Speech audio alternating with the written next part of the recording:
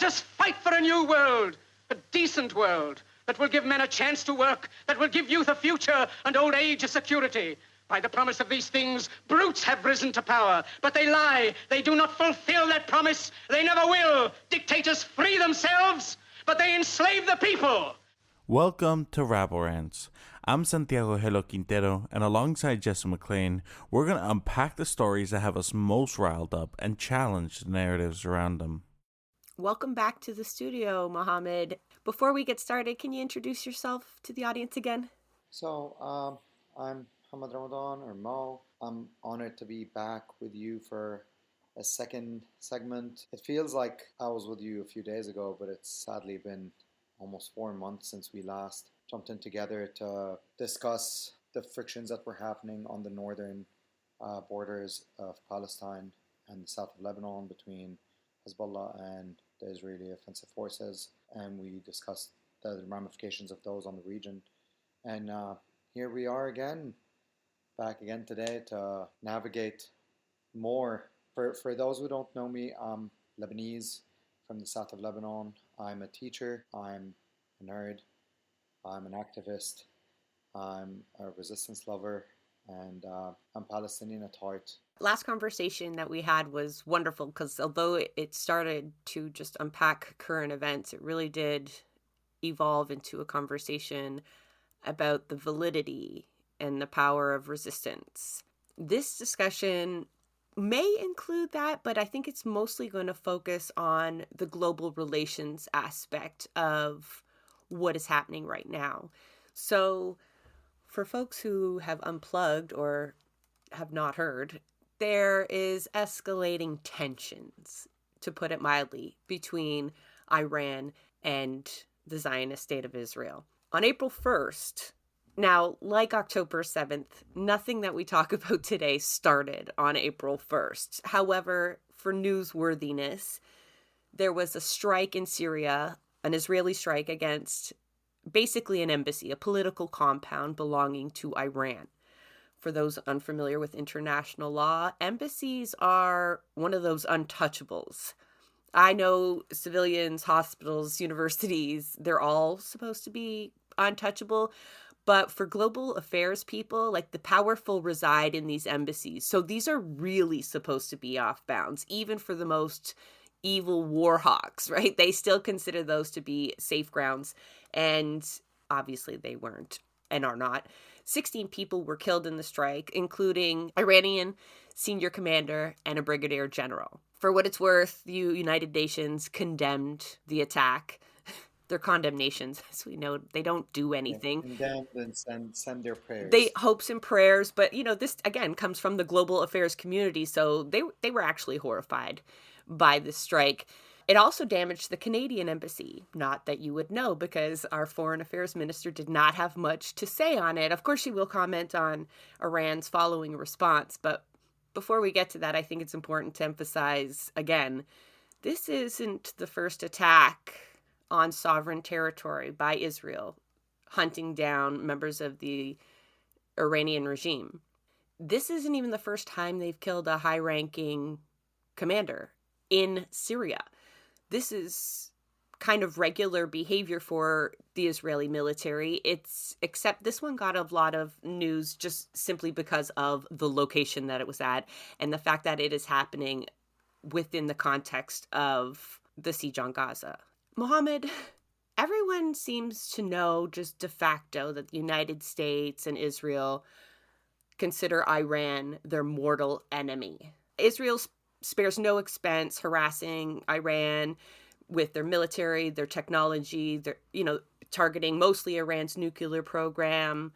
They consider Iran to be a threat to them. The U.S. the same. Even when we talk about their response here, they always emphasize that they're willing to fight Iran, that it wouldn't take much to trigger them to side with Israel over Iran. Can you help give people some context? Because I think most of the time it's really surface level stuff. We just know that they're enemies, that they don't like each other. And there's a lot of tropes that go with that being an Islamic regime. But it's more than that, isn't it? Well, look at how the US, almost US and Israel and its allies, oversimplify conflicts in the world and paint things in black and white.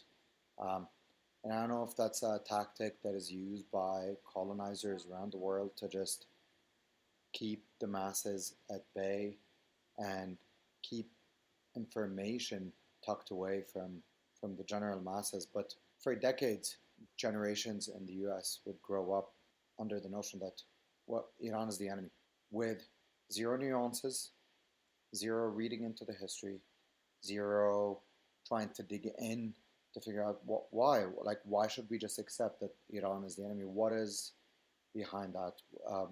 Why is it a threat to our nation? Why are we not a threat to their nation? And in modern day history, we can trace this back to pre-Iranian Revolution, the 1979, when the Islamic Revolution started, and it toppled over the Shah regime, the previous regime that was in Iran, which was an ally to the United States. It was partly one of the hands of the United States in the region.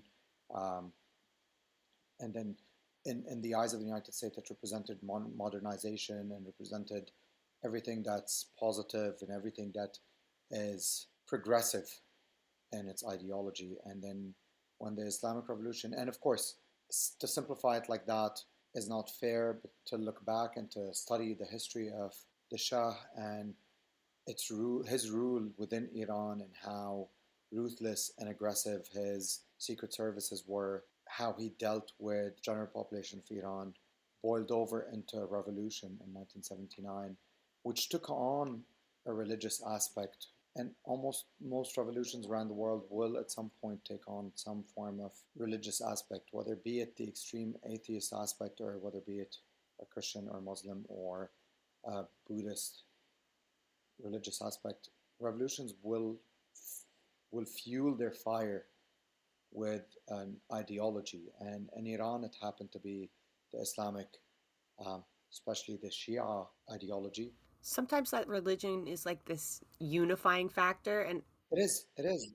And I'm not a big fan of organized religion. I'm just an attempt to explain that youth, that why they pick it up. Like, not only does it add fire and like justification and this moral kind of compass, so to speak, but yeah, it's popular, people know it, and you can, when you speak in it, as many people as possible can listen, and find unity around it, if that's the prominent religion, right?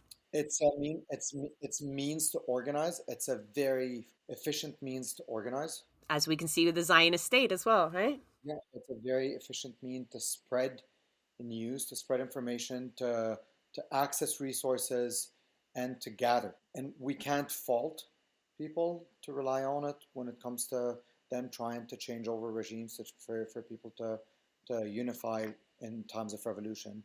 And in 1979, when the US lost its, I'm not going to say its full control, but when it lost its ally in the Shah in Iran, Iran became a big bad wolf.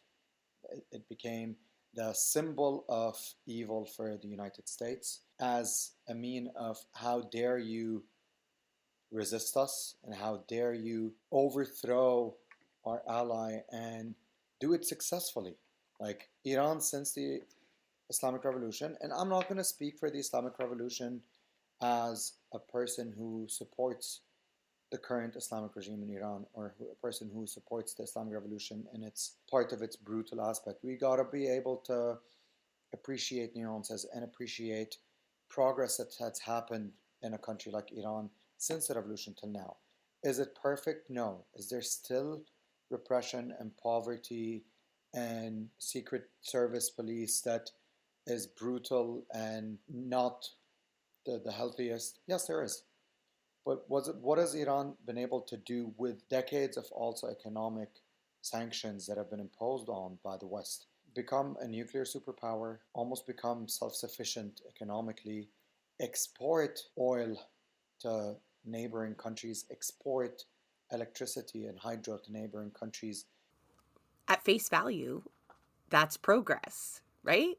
But if you're looking at it from an imperialist US perspective, these are all really bad things. You cannot have that level of self-determination. You can't be a nuclear power if we can't control you. Yeah. And when you become one, you become the big bad wolf. Absolutely, because when you can't control, this happens all the time. People can recognize these patterns in their lives, at workplaces.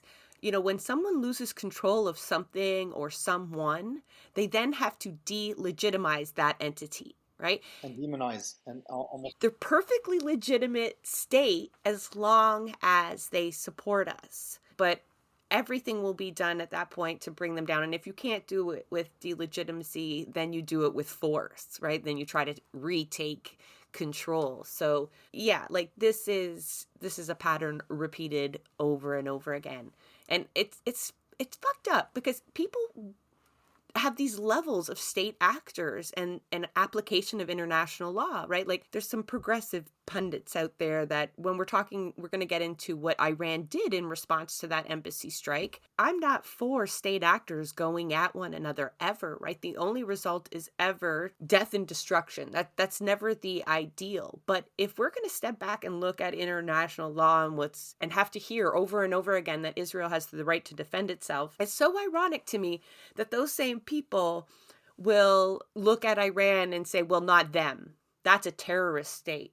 So anybody that's sitting there defending their right to retaliate against this clearly illegal strike against them is simply cheering on a terrorist state. Sometimes we actually attach labels to this demonization, right? People throw that word around with no self-reflection.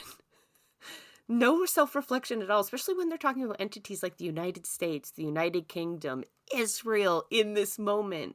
And they have the nerve to point out the human rights violations that occur within Iran as a means to delegitimize them on the global stage, which defeats the whole purpose of international law if you're just going to have certain people that it applies to and some that are exempt from it. But that is so very typical. But let's get into the response just quickly, because I'm sure most people have heard about it. And let's just give a few of the details. So Iran pretty much tells everyone they're going to respond.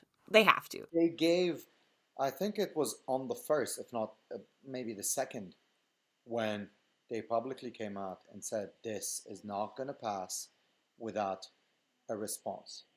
They gave Israel and the US about 13 days to empty their embassies, to hide away, which is, when you think about it, is pretty darn graceful. I imagine there was some attempts during this time to de-escalate politically, phone calls were being made, but in the end, Iran fires off 300 drones, cruise missiles, whatnot.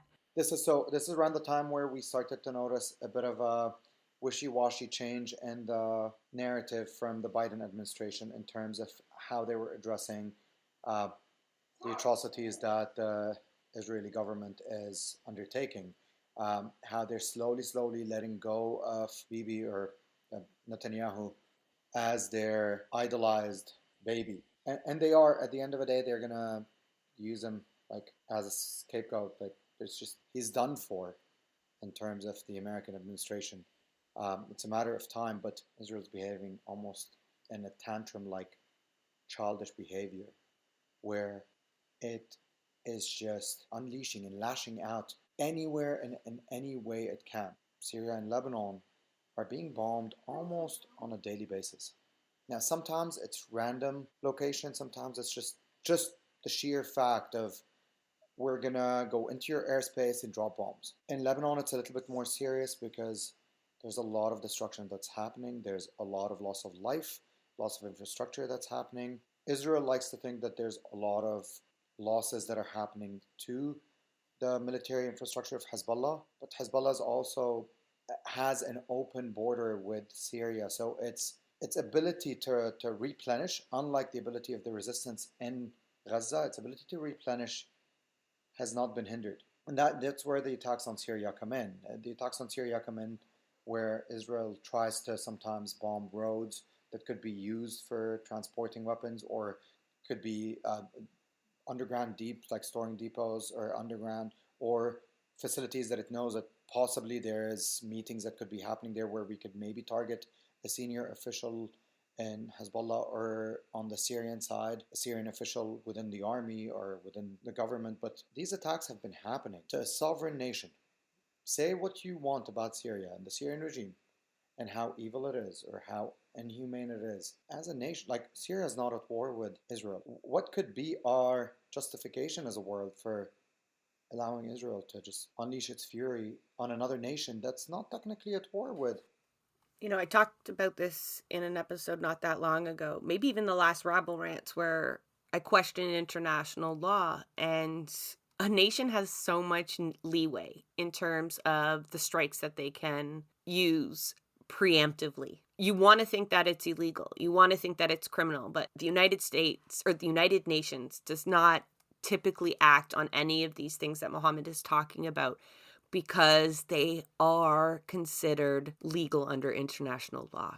It's this huge, broad, perception based law that you need to simply feel threatened. There has to be just the smallest amount of evidence that that would eventually lead to some sort of attack on any one of your interests, not even just your territory, just your interests globally.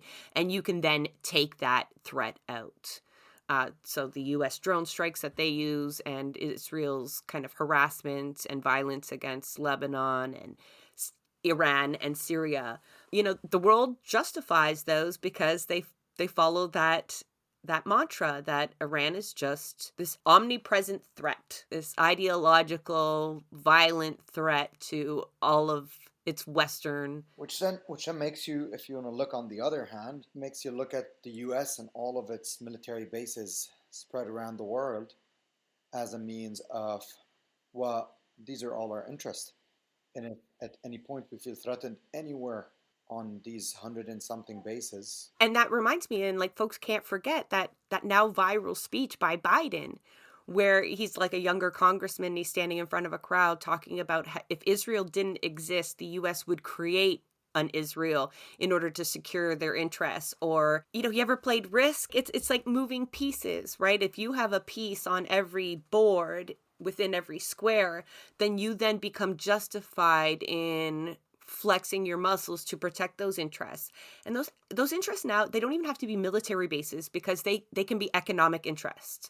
So the neoliberalism, that globalism that we've seen spread out where capital, a lot of US capital, Western capital is in Africa and the Middle East and wherever there are resources, whatever there are natural resources. Wherever they can go, and usually post-war, right? Usually post-destruction is where they're most prominent, and or the poorest nations. And then, you know, you then become justified as a nation state using your military force within those spaces. The reach is far, but still, with all of these things that we're talking about, with all these legalities, still there's folks that look at Iran's response, 99% of which were shot down by the Iron Dome, as illegitimate.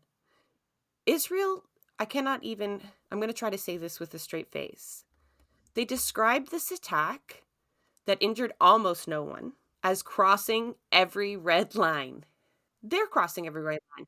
Iran is crossing every red line by sending drones they knew would get shot down. Okay, like Iran is not stupid. They know their capacities. They know Israel's capacities. They know that US and UK forces are on the ready in the area and expecting this launch. In fact, most of us knew it was coming Friday or Saturday, right? Like, I don't know how we all know this, but we know this.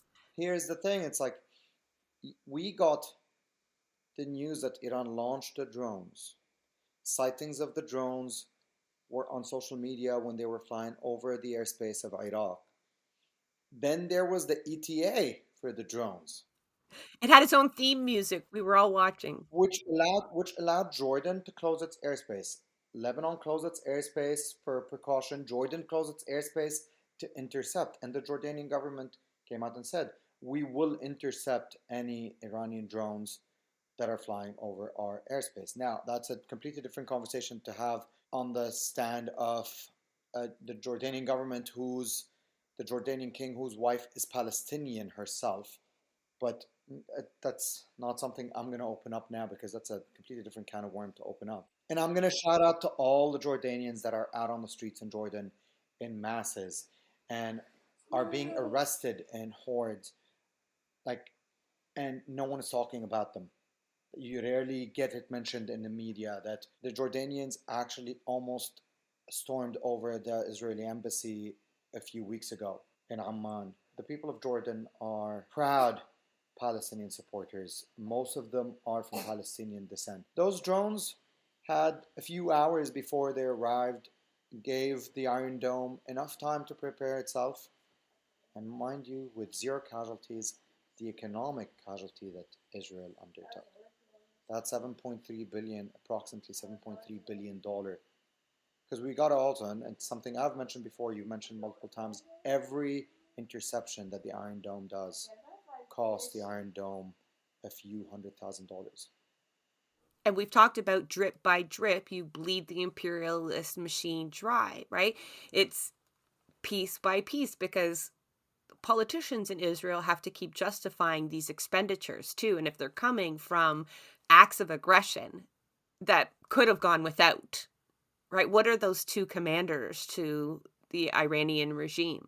Sadly, replaceable. An intentional provocation is my point. They wanted to stoke more aggression. It's like they're asking for war, to be honest. And I've seen a lot of people speculate that obviously Israel's going to have to respond. Israel cannot ever not respond with violence. It seems like they're just absolutely refused. It's incapable.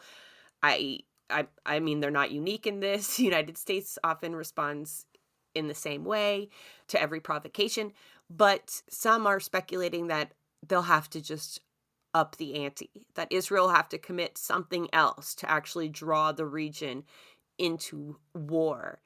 This is where, so we'll talk about, let's segue into talking about the response of Iran, the response of Israel to the drone attacks of Iran. This is now, we're what, on the third day? So and during that time, the amount of shuffling that has happened within Israel on a military level, the few hours of complete silence over Gaza because Israel was overwhelmed with the drone attacks and the ballistic missile attacks that were raining on its skies. Gaza, for once in about 6 months, had no drones. It shows you the effect of the monumental effect of what happened that night. The fact that there's talks now within the Israeli Knesset that the attacks on Rafah that the Israeli government has been flaunting and trying to push for the last almost month and a half, 2 months, the grand invasion of Rafah. The fact that they're now talking out in public about the fact that it might have to be delayed. And delayed is a nice way to say might not take place. I feel like a light bulb just went off for me when you said that, though. Because I asked myself, why? Why would Israel want to be drawn in a war with its neighbors?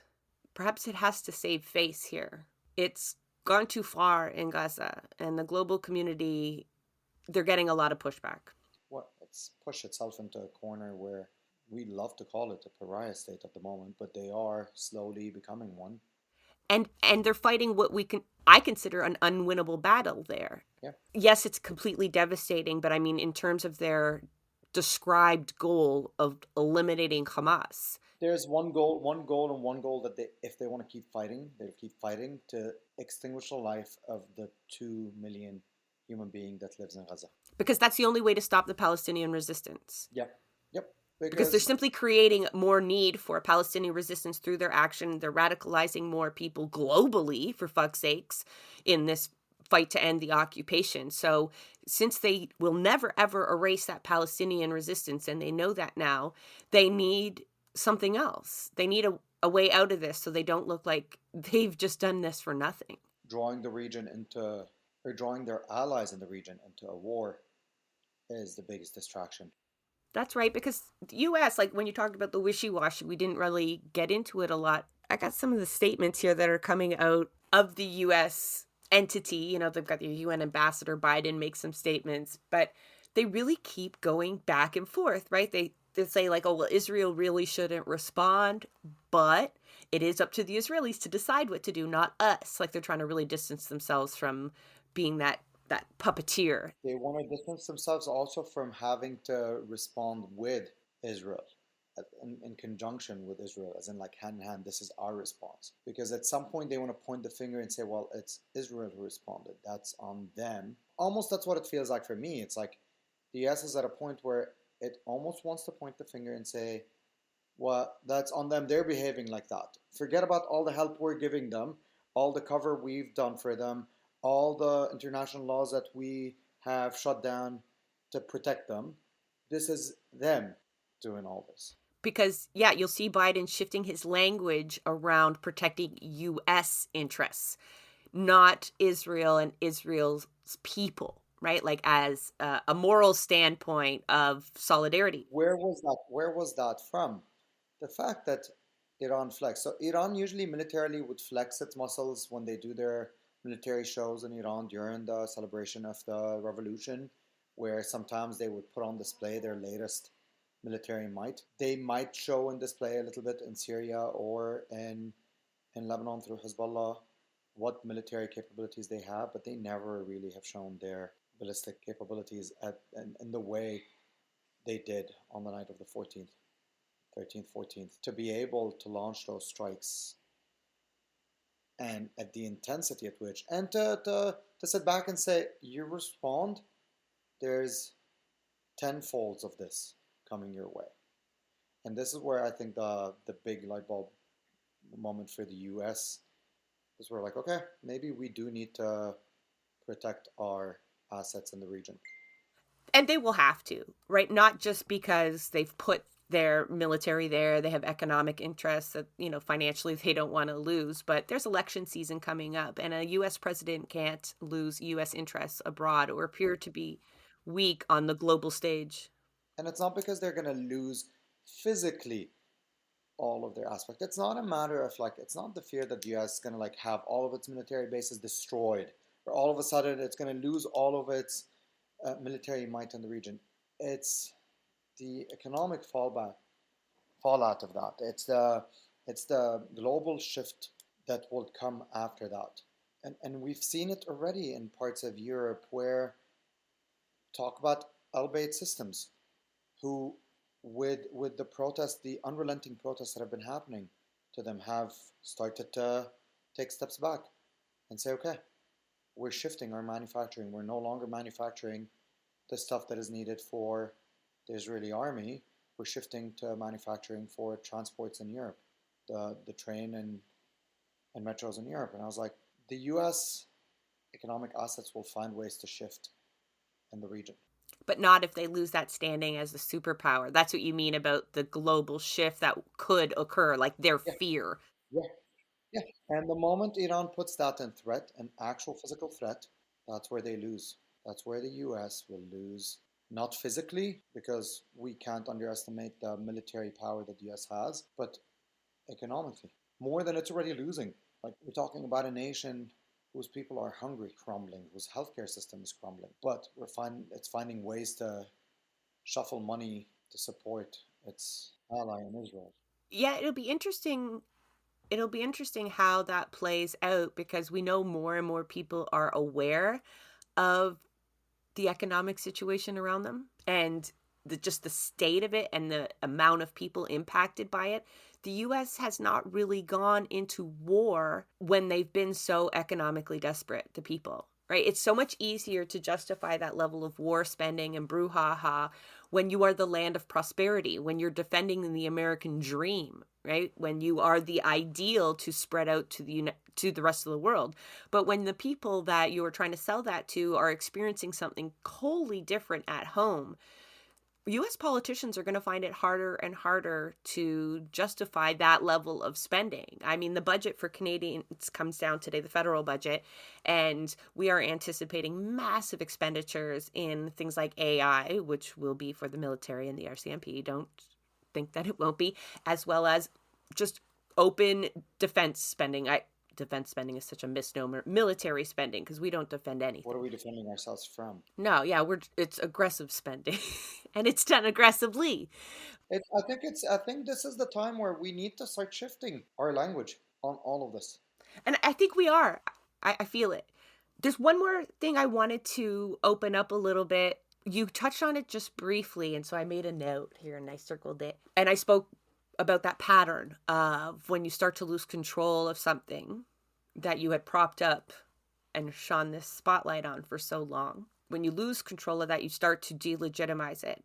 And I fear that a lot of political and media narratives around Israel right now focus on Netanyahu. And I've probably been guilty by myself. It's sometimes easier to talk about powers that way by using their leaders and demonizing them. You know, fuck Trudeau bumper stickers come to mind, right? So the way the conservatives here in Canada have been able to paint the problem as a single person, as though it's not the ruling elites that will that maintain it, right? And so if you could just get rid of Trudeau, we can all eat again, we can all afford our homes again, and like we know here, the audience knows that's a load of shit, but people fall for it over and over again.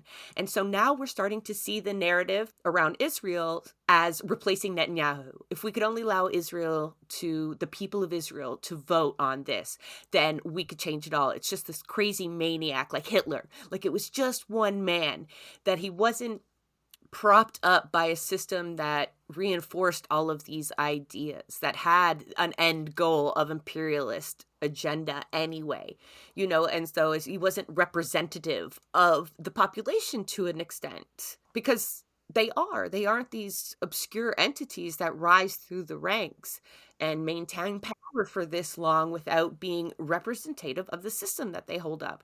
And so it would be quite easy for people to just erase how intertwined this occupation and violence is with the Israeli mindset, with the project of Israel itself. It's a colonial mission in itself, right? A modern day colonial mission, really.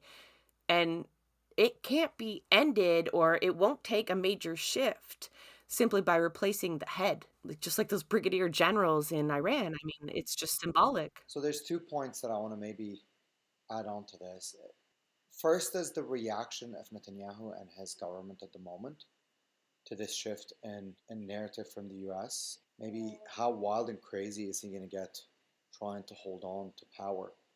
So how hysteric, I think, and I think the more hysteria he can create, the more he could justify him trying to stay in power. If we have not understood at this point that the loss of life for him is unimportant, numbers on papers that don't even matter. The second is the fact that once his time is over, it scares me what comes after. In a state like the state of Israel, where sadly the current Israeli government is not even, like, it's almost being blamed to be closer to the left by the far right in Israel. The rise of fascism, the rise of extreme fascism in Israel. And the sad part is that it's usually fascism can be seen with an older generation. In Israel, it's the younger generation. What's happened in the last couple of days in the West Bank in terms of settlers going out and raiding villages, burning, killing, destroying, it's just, this I feel is the anarchy that will just happen, and not in a nice way. I was going to say, we had an anarchist collective on and they were good people. I, I know what you mean. I know what you mean. And I think, like, some people don't realize, we've talked about the West Bank a little bit here, but I don't think people realize the extent of violence that has been happening there continually. Like, obviously, since the occupation started, but I mean that ramped up since October 7th. And the impoverishment that the Israeli government is trying to do, whether be it trying to stop the banks from accessing funds in the West Bank, because we got to realize that the Israeli government, the central bank in Israel, controls the banks that are in the West Bank. So trying to stop them from accessing funds, to trying to control the entry of food. They've also cut off all the migrant workers. A lot of Palestinians from the West Bank would work within the occupied territories for Israel, and they've all been cut off. They've imported workers from other impoverished nations to fill those boots. And over almost 500 Palestinians have been murdered by settlers or the IDF in the West Bank alone. A place where Hamas is not the authority. But a place where Palestinian resistance will grow and is growing. Like, it's only a matter of time where the military Palestinian resistance will grow in the West Bank. Let's hope so. That's a natural evolution of an anti-settler, anti-capitalist movement. They're left with no choice. They're left with no choice. They they go out and protest. The youth goes out and protest. They throw a few rocks here and there. They carry flags. They chant. They sing. They go out to their olive groves when they're not allowed to. They go out to their farms when they're not allowed to, and they get shut down and they get killed and they get their olive groves burnt and they get their farms flooded with sewage water, and they get the military and the police and the army shooting live ammunition at them. And like, what do you expect at some point? It's a I was reading the other day, and it brings us back to when the Israeli government released a few prisoners for the return of those few hostages or prisoners with Hamas. Uh, and pretty much almost all those that were released in the West Bank were recaptured, if not more. And no one. So this is just a tidbit. Here's a piece of information for you listeners out there. That you didn't ever want to know, but That's not to think about those that were captured in the West Bank. So they're prisoners from the West Bank that were released in Gaza. So they had no one. They have no one in Gaza. They have no families. But when they did the exchange, they released them on purpose in Gaza, knowing that they're releasing them into an open air cesspool of genocide. and just like removed from their community, possibly within like another faction. They're just trying to create like as much instability Damage, as much and damage. and terror to those people as possible. Yeah. But Israel will go to the United Nations and complain that Iran attacked its airspace, and I know I shouldn't be surprised, and I definitely shouldn't be laughing, but it is fucking comical. Like, I'm thinking of the person who was drafting this letter that they sent to 32 other I states. don't know how they do it. I don't know how they do it in all seriousness. They must get their AI to do it, because who could put that shit together where you, with a straight face, you're while committing genocide, and this same global community, the same body, has declared the fact that people shouldn't be selling arms to you anymore. They have said that you need to stop your aggressions on Palestinians. Like, there have been rulings here in the Security Council, the Human Rights Council, and the UN has made all its declarations or whatnot. And you still come back to this community and you say, you folks need to be sanctioning more. People can't forget that Iran already has so many economic sanctions on it, and Israel would like there to be more.